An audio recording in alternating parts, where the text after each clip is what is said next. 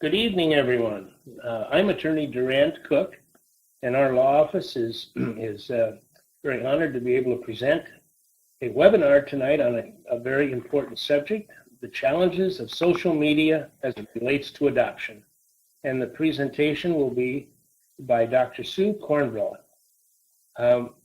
Dr. Sue is a professor of psychology at Temple University and national expert in adoption, foster care, and child abuse. She's a motivational speaker and a TV correspondent to NBC 10 in Philadelphia. She also is an author of a book, The Ambiguous Foster Child: Attachment, Separation, Loss, and Loyalty. So why this subject tonight? The whole social media arena 10 years ago didn't exist.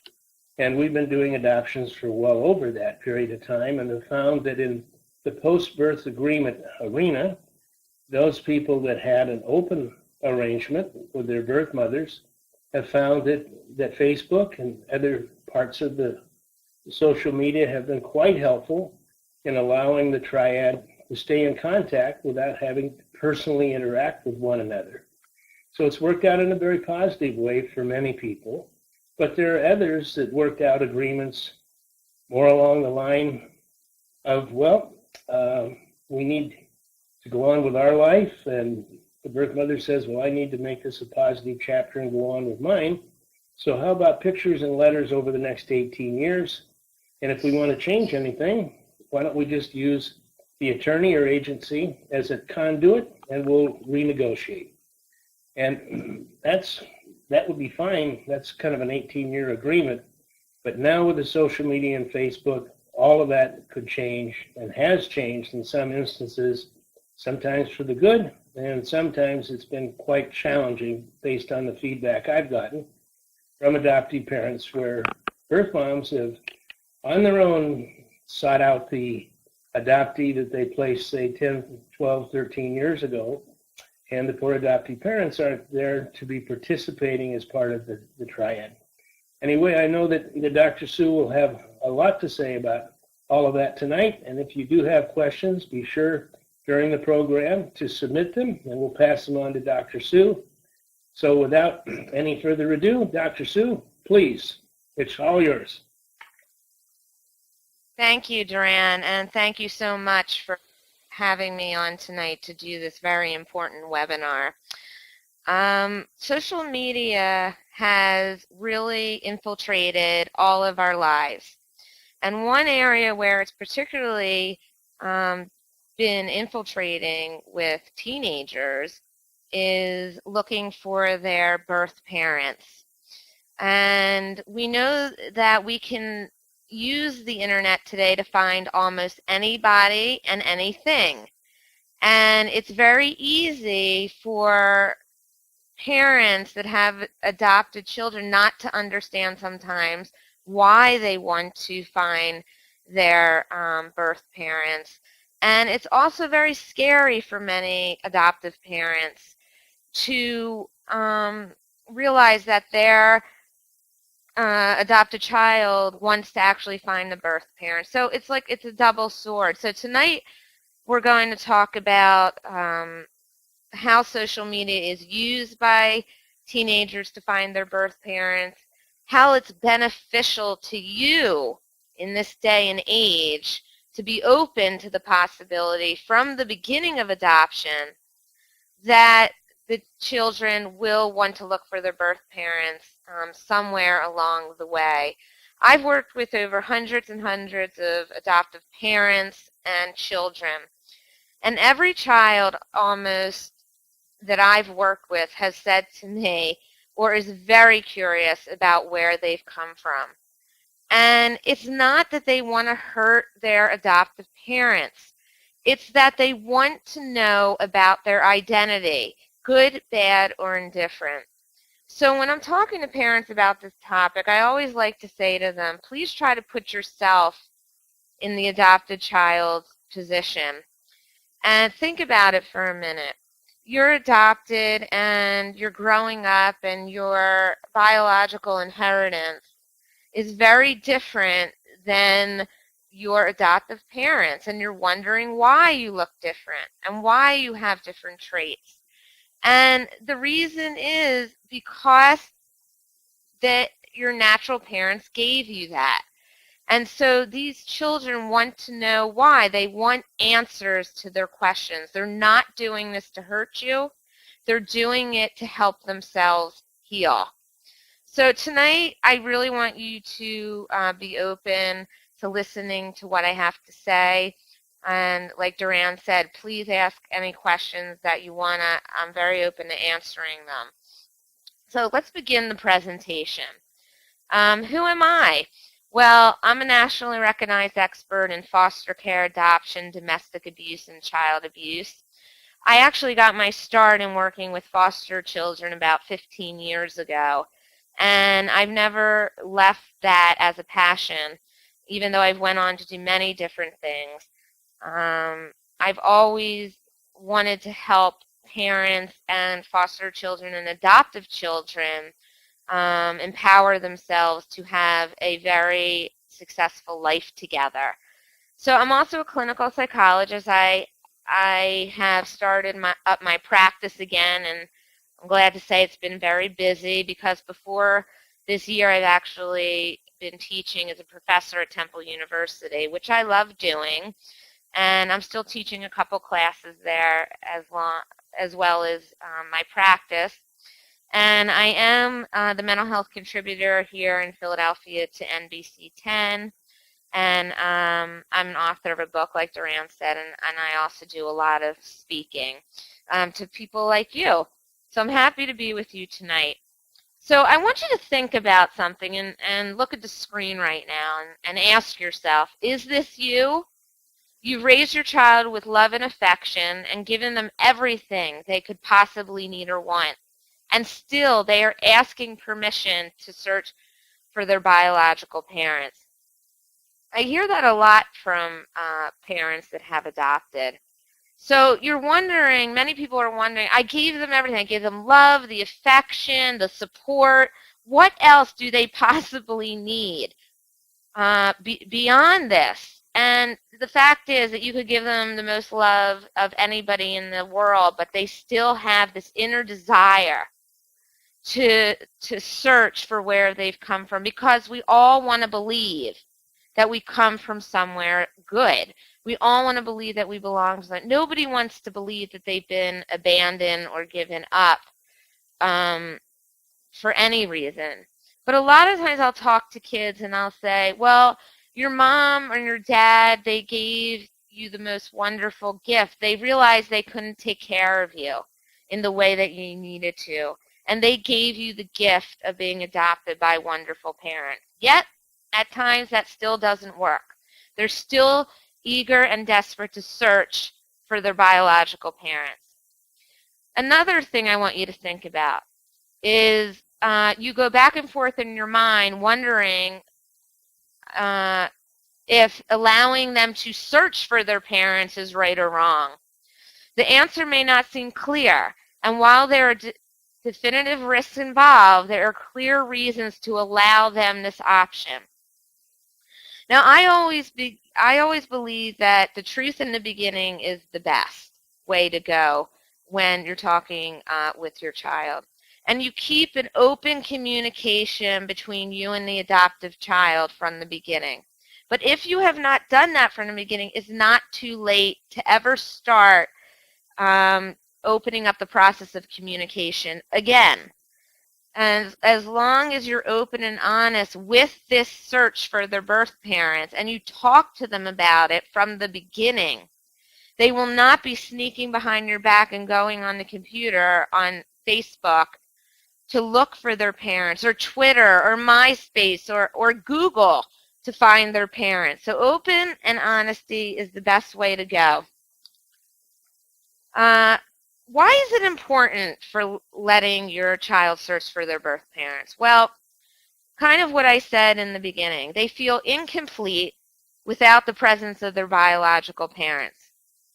And they spend most of their childhood wondering where the parent was, if he ever thought of them, and why he left. They have these answers I mean, they have these questions, and you can't always answer this. You always don't have the information when you adopted these children, and you really may not know. And that's a fine answer to give to these kids. That I don't know why your parents left. I don't know. But what they also want to hear from you is, I don't know, but I would be willing to help you find out. So that's a really good response to give. They also wonder who they are and why they were abandoned. Once again, this is the key aspect of even babies that were adopted from birth. It doesn't matter. Now, look, I'm not saying that some kids don't want to search for their birth parents. A lot of kids don't ever want to, or they don't do it until they're very much older and move out of the house. But the majority of these children do want to search for their parents to find out why they were abandoned as they believe to be. It also gives them a true sense of their identity.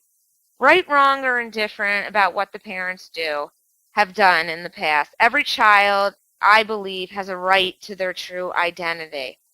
And I probably know what you're thinking right now, because I've heard it many times before from other parents that have adopted, is that why do they need to know if terrible things happen to them? Or their parents were involved in terrible things. It's not whether they need to know, it's that they want to know. And that want and that desire is what eats away at them night after night and day after day for many of these kids. This is much more present when children hit the age of around 9 or 10, because they move into a different stage of cognitive ability where they're thinking more logically about things. So what I mean by that is that they are ready and willing to put together that they've been adopted, and they're wondering why, and they're wondering, where did I come from, and what are my birth parents doing?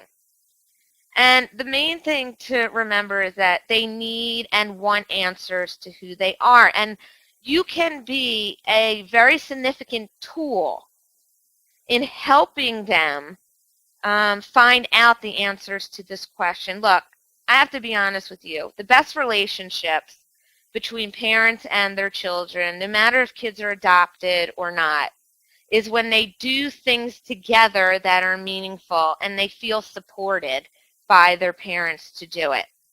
That's a key I want you to take away with you tonight. That you are a vehicle to help your children change and to help your children heal from their past.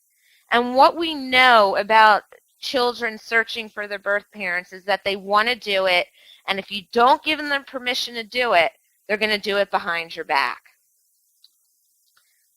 So here's a note to adoptive parents on why one child searched. I found this on the internet. Isn't that interesting? Because we're going to be talking about social media in a second. And this was written by a child that was adopted, and it was her story about why she wanted to search for her biological parents.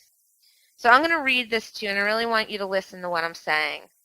What my parents could not understand, and what many adoptive parents around the world can't grasp, is that in searching for our biological families, it is not an indication that we don't love our adopted parents.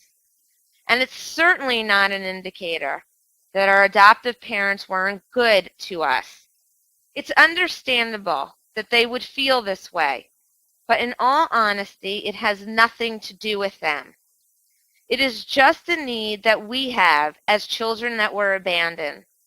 We need to understand who the people were that gave us life, even if it means that we get hurt from what we find out.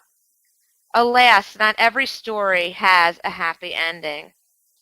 I thought that that was the most beautiful quote and honest and truthful quote I've ever heard from a child that was adopted. The truth is ringing in that quote. It's in there, and what she says is that it's not about our adoptive parents. It's about us finding about our life and who gave us life. And the truth is also what she says at the end, that we may not find out what we hope or fantasize about, because every child has a fantasy about where they come from. But it also gives them closure as well. So if you're thinking that your child is going to be hurt by what they find, that's a reality-based statement. They may be hurt by what they find.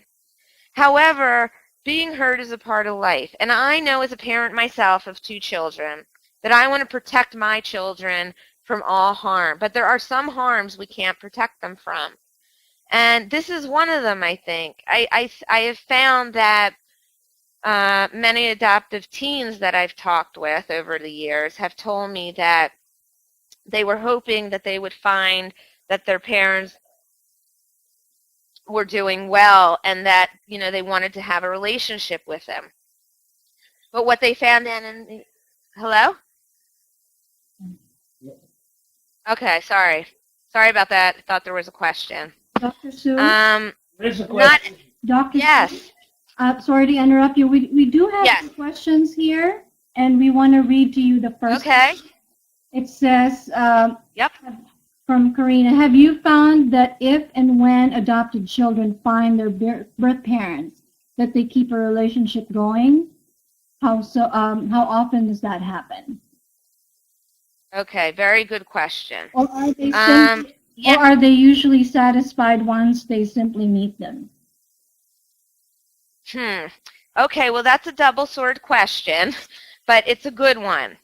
And it depends on if the birth parents are open to the child coming back into their lives, and the child is open to the parent coming back into their lives. It has to be mutually agreed upon between the child's adopted parents, and the birth parents. Now, yes, I'm going to tell you about a story in a minute about a friend of mine that I grew up with that found her birth parents later in life. And she does continue to have a relationship with her biological parents. And her adoptive parents are very supportive of that. I see that happening much more when the adoptive and the birth parents are open to working together and being around each other, because that avoids the tension. Other times when the child meets the birth parents for a while, they may have a relationship, and then it may wean off, depending upon what age the child is and what the child's expectations were of the birth parent to begin with. I hope that answered the question. Is there another question at this point? Generally, the feeling of an adopted child, or Okay. it's 50-50. Some feel like that was their destiny, they were not abandoned. What can you say about that? Absolutely. You must embrace this from the beginning, and you'll have a much easier time if you do this from the beginning, because the child will always feel open to come to you and ask you for help in doing that. And that's actually something we're going to talk about later on in this webinar. So, Kira, you're right on track with that. And I always believe honesty is the best policy from the beginning. You can leave the communication open for it, and the child may come to you later down the line or not, but at least you've left that door open. And it also, doesn't allow the child to feel afraid to come to the adoptive parent and talk about it. Any others questions, or should we move? Go ahead. One quick follow-up question about the use of the word abandoned. I mean, is that generally the feeling of an adopted child, or it's 50-50? Some feel like that was their destiny, they were not abandoned. What can you say about that? Okay. Abandon is a word that I use a lot, because adopted children have used that with me. And as you can see in this quote here, that this adoptive child also used the word abandon. But you know what? It's always different. Every child that's adopted is unique. They may not feel abandoned. They may have felt, like I said before, that the parents were not strong enough to take care of them. So they may not feel abandoned. And they're usually the children that search, and if they don't find their birth parents, then they're okay with that, and they can leave it for a while because they feel so attached to the adoptive parents. I'd also like to suggest that, you don't bring up the word abandoned or things like that with the kids. Let them express to you how they're feeling. They will find the words to say how they feel. Believe me, they know, even though they're not saying it. I hope that answered the question as well. Anything else at this time? No, I think that's great. Thank you. All right, great.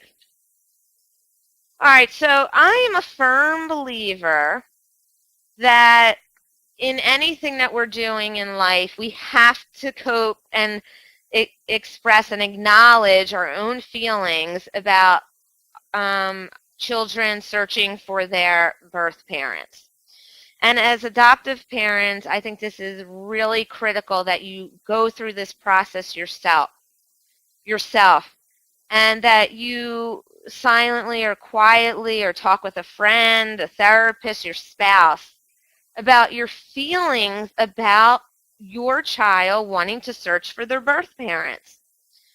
And I think that if you come to a place of more acceptance about this process, it will be easier for you to follow these steps of becoming a part of the process and not the problem that stands in the way of the child searching for their birth parents. Because I have heard from so many teenagers and children as well, if my adoptive parents do not want me to look for my birth parents, I'm going to do it anyway. I'm going to find a way. And the internet is the way they do it. So please, awareness from the beginning that the child may want to search someday is very critical. We're not living in the past, as Durand said in the beginning, where we don't have access to where people are and names and all of these things. So it's very obtainable and it's easily accessed by kids on the internet, and children very young know how to use the internet and things like Facebook. So what I want to say to you is become a part of the process, not the problem. And whoever asked the question before about should you talk about this from the beginning, that if someday you want to search for your biological parents, please come to me and I will help you. That's the message that you want to send to the child from the beginning, from the time that they are told that they are adopted. And you could say that, explain what adoption is, and also say that if you want to search for your birth parents, I will help you. This process is about teamwork between you and your children or your child. And like anything in life, teamwork is best, especially with parents and children. And, I've heard from a lot of adoptive parents that the process of searching for the birth parent, even online, has brought them much closer together. I recently have been seeing two adopted children and their adopted parents in therapy weekly. And the little girl was struggling a lot more than the brother was. And she was so worried that sometimes when her adoptive parents fought, that she was going to be abandoned again.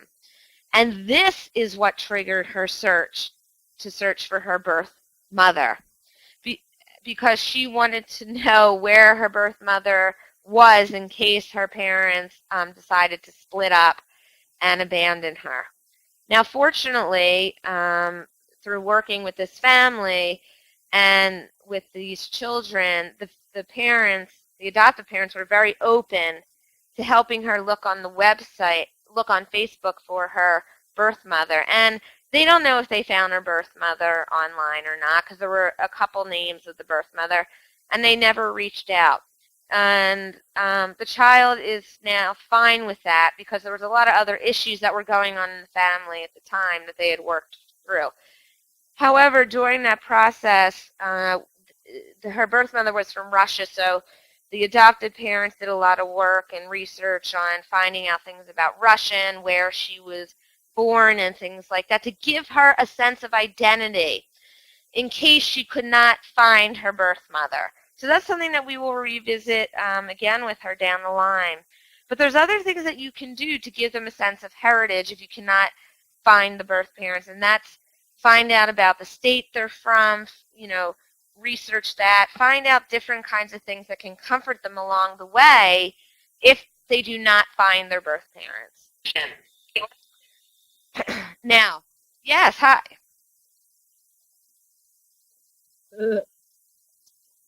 Great. Great, thank you. And one other question. Do you find that there's a difference in the way male and female adoptees handle their search? And if so, that's a great question. The answer to that is yes. Always tell your children they've been adopted from an early age. And the best age to actually start talking to them about this is around age 2 or 3. Now you can do this by getting a book about adoption and read it to them at that age. And because what you never want to do is wait too long so that they find out in a different way and it doesn't come from you. I can't be clearer on that. The earlier you start, the better, because believe me, they grow up and they feel different. They just know it. So yes, I would start around age 2 or 3. And Hi, Dr. if you Sue. can't We have another speak directly, question. then start with using a book and then Thank put your you. own words, into the story. Well, if an adoptee and a birth parent have a relationship, how will the adoptees keep a healthy distance with the birth parents emotionally?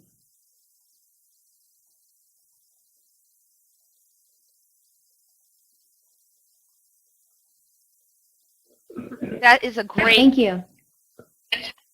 Yeah, that is a wonderful question. And what I have found through my practice and over the years is that girls tend to search a lot earlier than boys.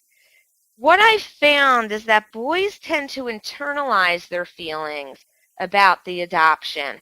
And overall, research shows that men do not share their emotions as much as girls do early on anyway. So I see that girls are much more curious than boys, but you'll find out that the boys are covering up their feelings. So it's wise for you to ask them right out if they're thinking about their birth parents, more so than girls. I think girls are much more forthcoming with it than boys are. And boys also will they will search more privately than girls will. That's from my own experience. Great, thank you so much. All right, great. Your kids can search without you knowing. The dangers of the web and social media. So now we're going to get into the section about the positives and the dangers of the web and social media. Now, the easiest access, of course, in social media is through the web. And I have found from other professionals that I talk to that the main source that these kids are looking on to find their birth parents are Facebook. And a lot of times they are having conversations with them through Facebook. And sometimes they're positive, sometimes they're not. Another way is through Twitter. And an older way is through MySpace. But I would say Facebook is the most used one of all. Actually, somebody had called me a couple months ago, and I had written an article on this very topic that I'm talking about to you tonight. And she got in touch with me, and she said, I found my birth mother on Facebook, and actually thanked me for the article I wrote in terms of the dangers of this and who could be, scamming you or luring you. So she found her birth mother, and they're having a relationship right now. So the big question is it safe? Now, the answer to this is yes and no. One is that you don't know who is behind really the Facebook name. You could think that you're talking to a celebrity on Facebook, and it's not really the celebrity. Somebody posts up a picture of the celebrity, and it's the producer that's doing it, or it's just somebody else that goes under a different name.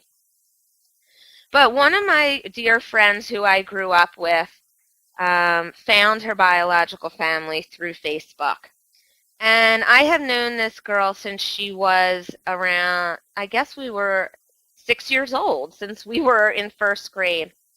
And all I can remember is that from first grade on, she just wanted to find her biological family desperately. And it wasn't that she didn't love her adopted family. She did very much, but she just was wondering why she had so many differences from her adoptive family. And she went on Facebook and she found her biological parents. She sent me pictures of them, and she said she has a relationship with them. It's not, the closest relationship, but she is grateful that she found them, and she likes a lot of things about them and some things she doesn't. But now she realizes why there are some things about her relate to her birth parents. So in that sense, Facebook worked for her. Now, for others, the process can be very upsetting and disappointing. I once read a story of a young man who was searching for his biological parents online and got scammed. So that's the other side to this.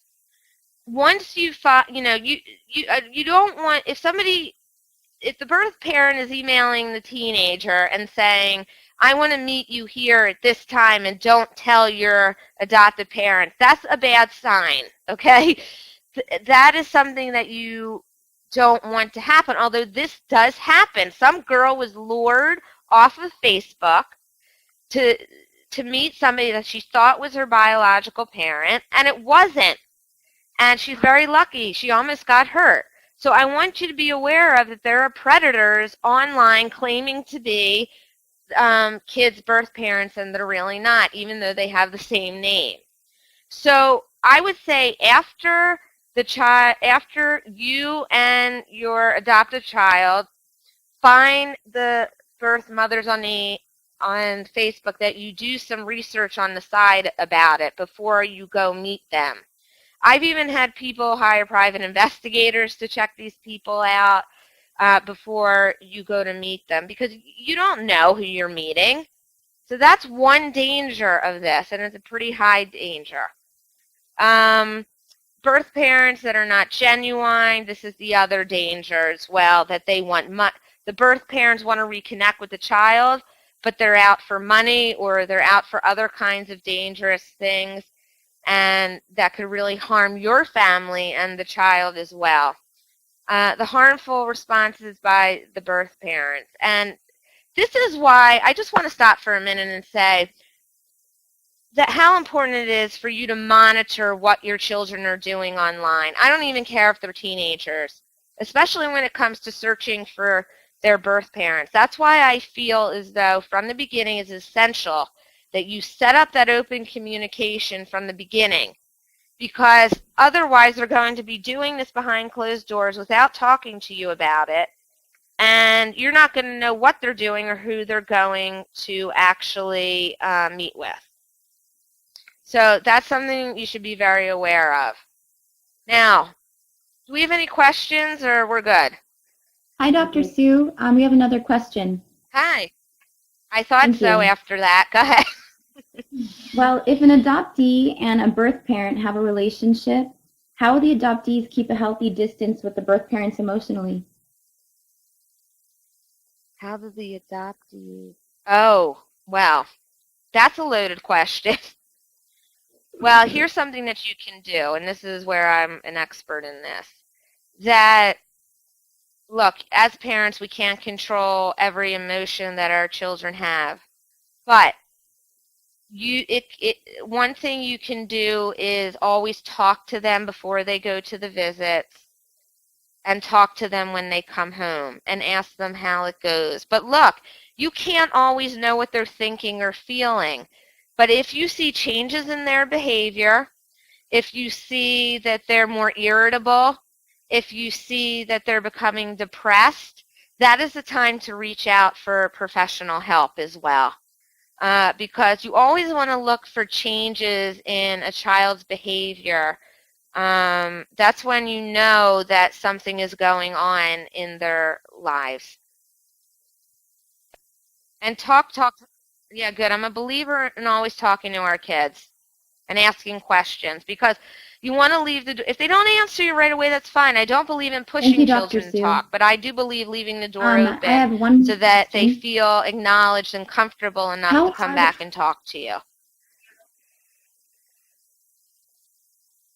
All right. Okay. Uh, How hard it is it? How hard is Kika, I'm it more to interested overcome in a painful answering their experience with a questions. birth Go parent, ahead. assuming they're in a loving and stable adoptive home? How hard is it for the child? Hello? All right.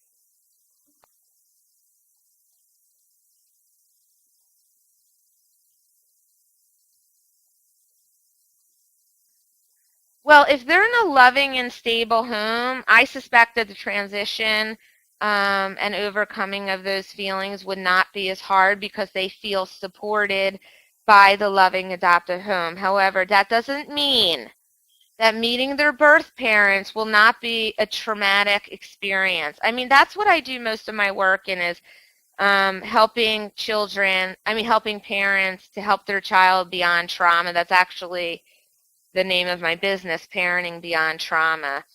And, I'm always concerned that children are not always telling their parents the truth about everything and how they feel. But there are things that you can do as parents to make a smoother transition.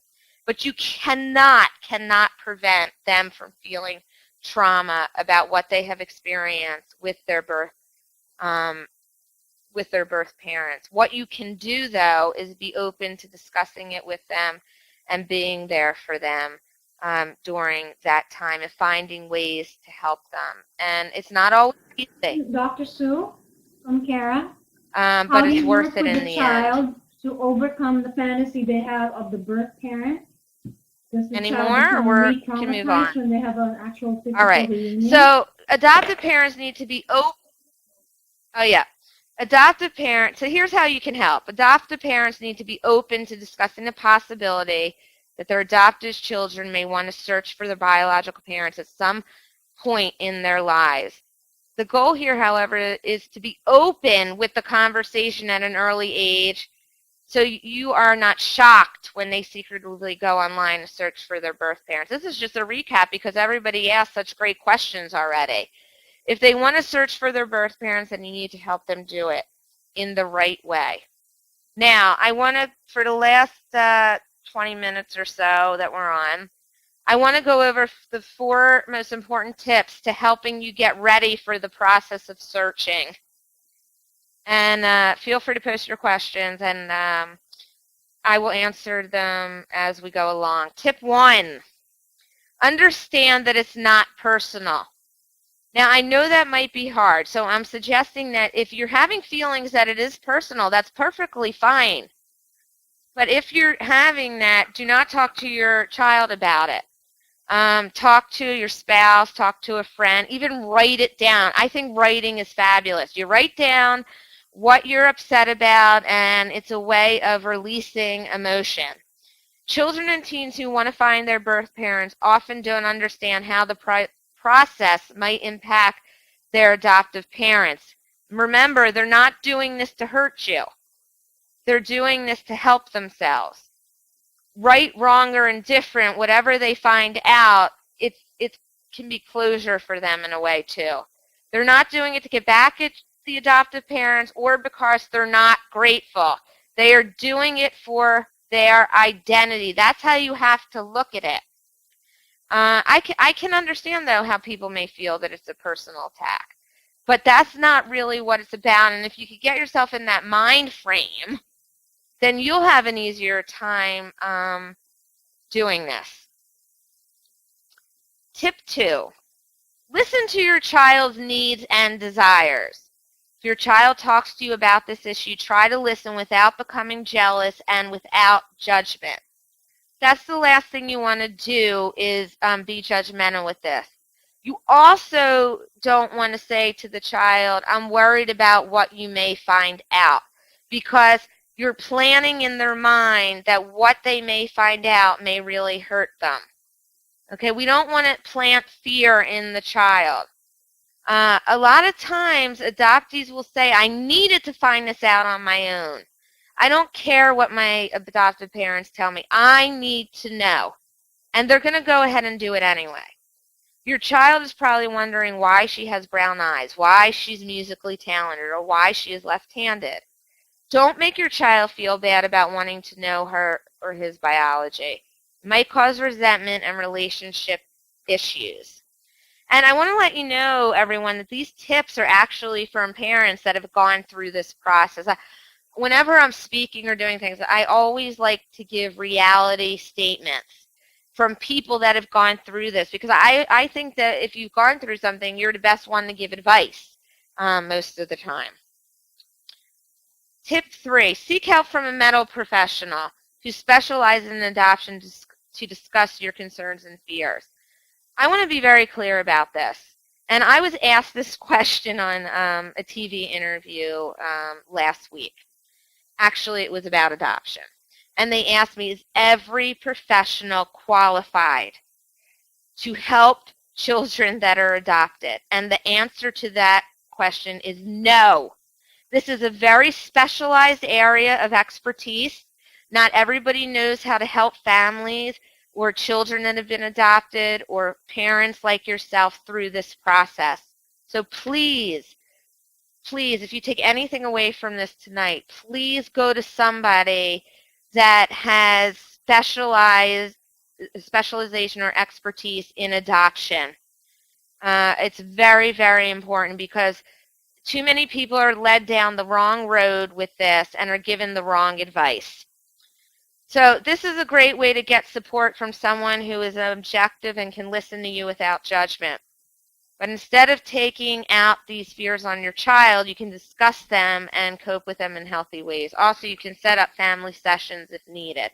I think the family sessions are wonderful when you're going through this process, because I do this work with families as well. I want everybody to be on the same page. I don't want one parent being against the search and one parent for it, because that sets up conflict between the parents about this and sends the wrong message to the child.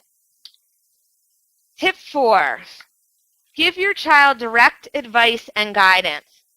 Contacting strangers can be dangerous for your child and teens who are trying to find their birth parents. If you know who the birth parents are, you might want to give them a heads up that your child is trying to find them. This happens sometimes too. You may know the birth parents. Some adoptive parents do know the birth parents. And if you do, you can certainly reach out before and say that your child is searching for them and see if they're open to having a meeting with the child. I mean, you will look like a hero if you do that, because your child will say to you, wow, you really care about me, but, please check with the child before making these arrangements, because the last thing you want to do is shock them.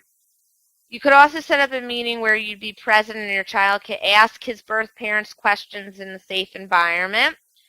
And that should be decided between you and the child and your spouse or your partner, whoever you're living with.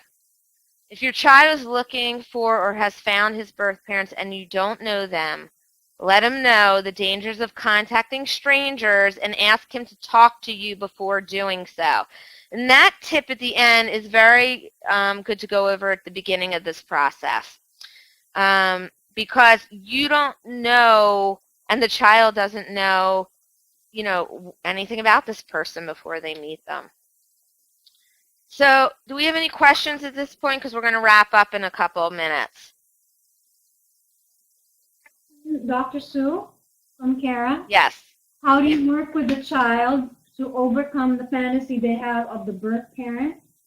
Does the child become re-traumatized when they have an actual physical reunion?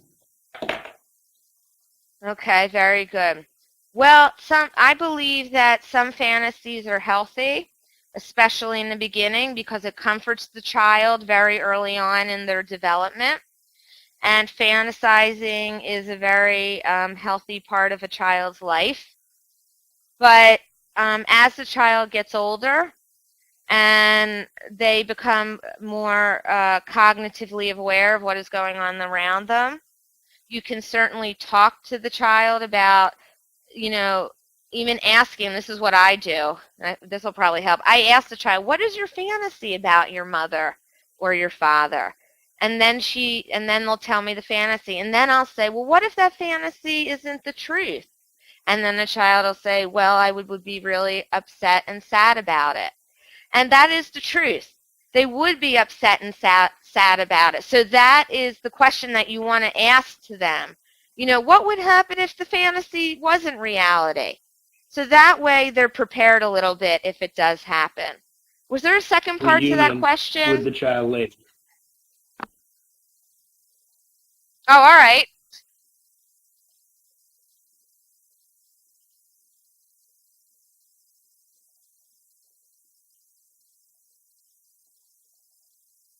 Mm-hmm.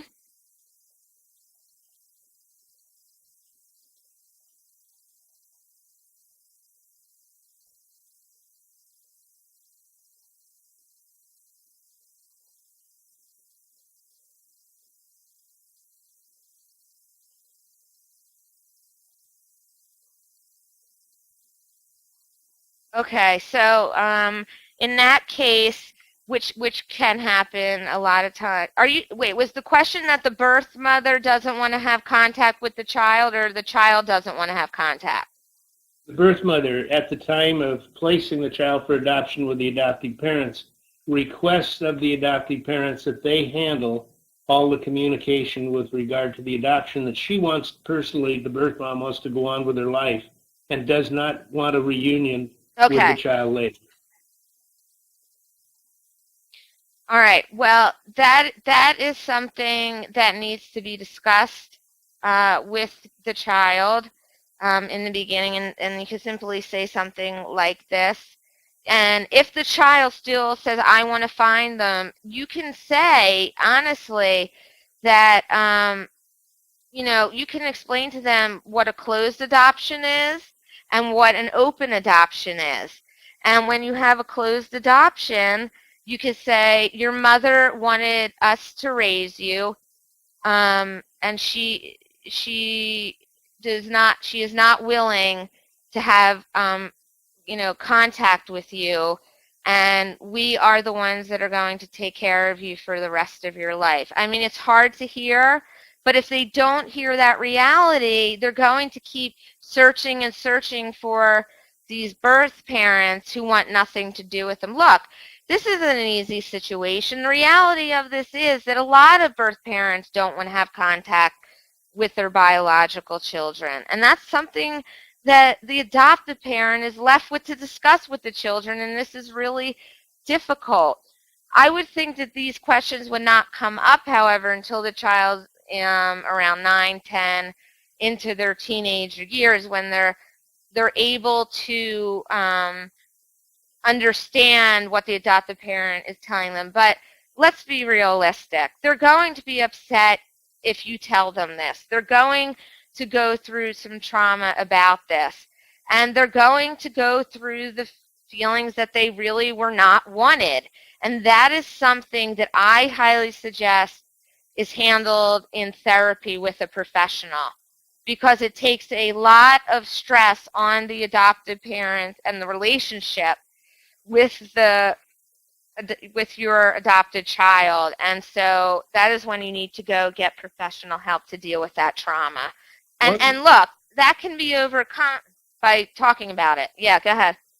I'm just saying, like, one last question. We know that there'll be an opportunity for those that weren't able to join this group tonight to be able to tap in through the Facebook page or some other websites to experience this on their own. So I'm going to, on my own part, this is Durand again, I'm going to share this experience with other attorneys that do the similar kind of work that I do.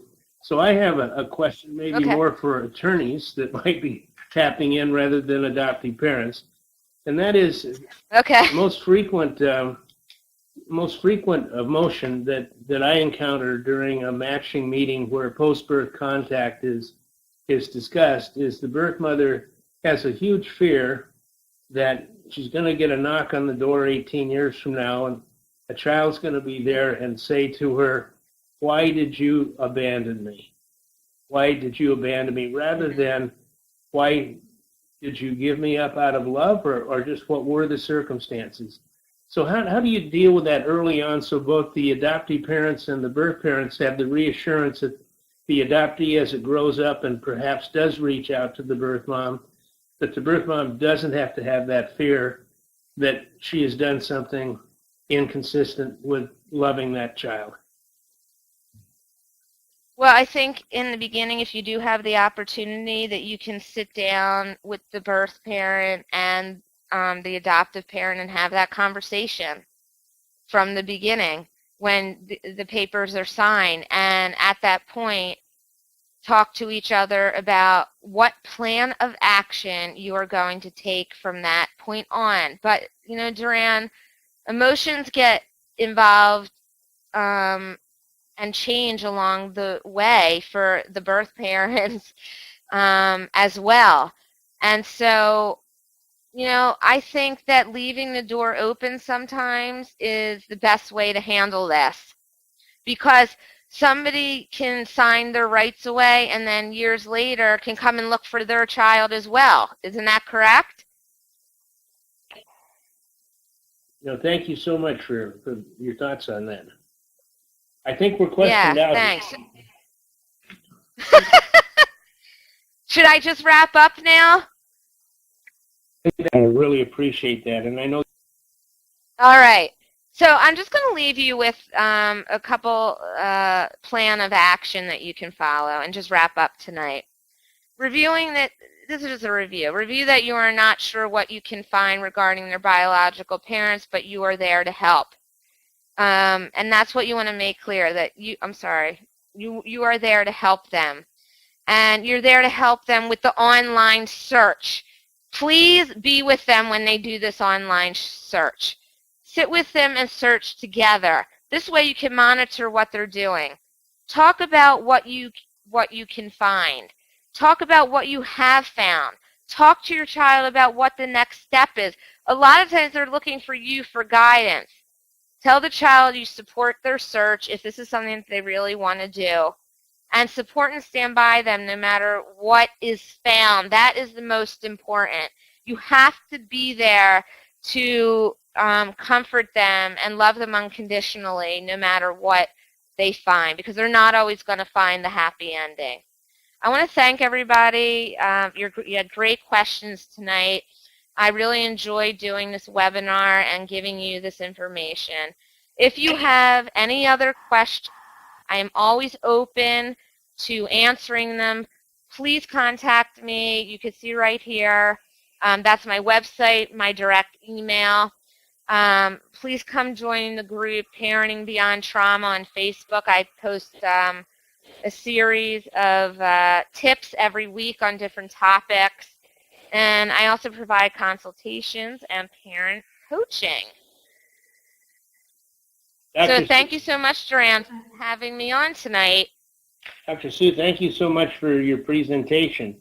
You've raised issues here tonight that I didn't even conceive of before we started this program, and answered them in a way that all of us could understand, and I really appreciate that. And I know your contact information is up on the screen there, but I think it's important also that people that weren't able to join us tonight would have an opportunity to do so by either contacting you, and you would give them the information, or they could contact us, the law offices of Durand Cook, or our Facebook page, and we would be happy to give them the information on how they could get connected and have this seminar become part of their life also.